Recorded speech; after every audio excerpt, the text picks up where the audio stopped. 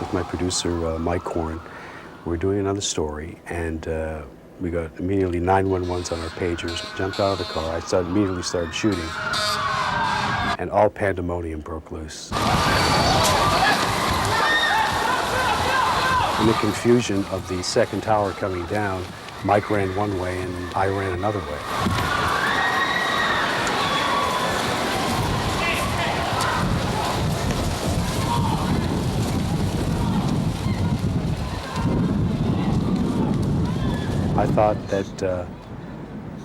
I thought that was it. There were people to my right who were banging on a building door, and which at the time was locked, which I said to myself, that's kind of strange. But eventually someone came and let them in, and I fortunately felt my way over there, found the door, opened it up, and was out of hell's arms for that moment.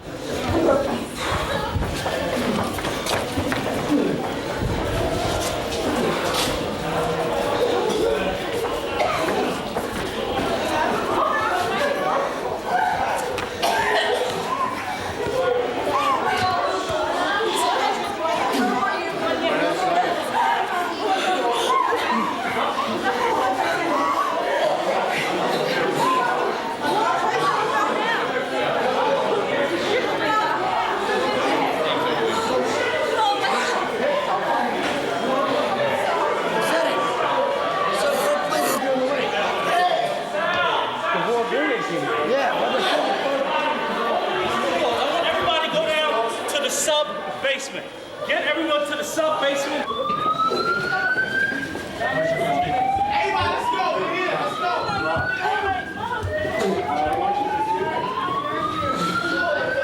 I guess there must have been a couple of dozen people in there, holding each other, crying, I guess trying to figure out what the heck happened. How you doing? Close there, close there. Keep your eye closed. Who needs a doctor? Who needs a doctor?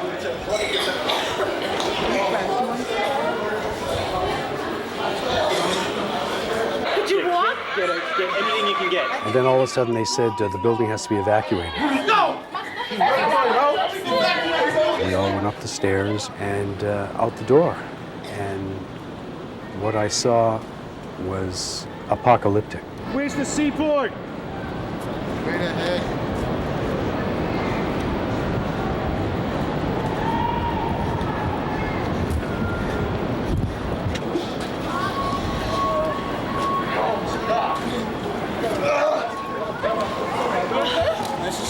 Nice and slow. I had two very special tapes with me. I said, well, let's start walking back to the studio so they can put the show on the air. It is pretty scary while it's happening, but I have a camera and I have a job to do, and I do it to the best of my ability. I want the whole world to know what he had done for me. Chantel Peterson is talking about a man she helped to lay to rest, a man named Terry Farrell, one of the 343 firefighters who died trying to save lives at the World Trade Center. Terry gave me my life. No, this 13-year-old from Las Vegas was not rescued from the Trade Center. This special story goes back to 1993, when little Chantel was suffering from potentially fatal T-cell lymphoma. She desperately needed a bone marrow donation. Enter Terry Farrell, a robust father of two from Huntington, Long Island, a total stranger, and a perfect match who happened to be on a national donor list. He gladly gave his marrow. It feels good to know you did something you chose to do, and somebody's alive today because you did it. It worked. A year later, Chantel was pronounced cured, and Terry was delighted. I asked how Chantel was doing. He said, well, she's running up and down the block. I said, like a normal 6-year-old. Chantel, this is your Mr. Nice Man.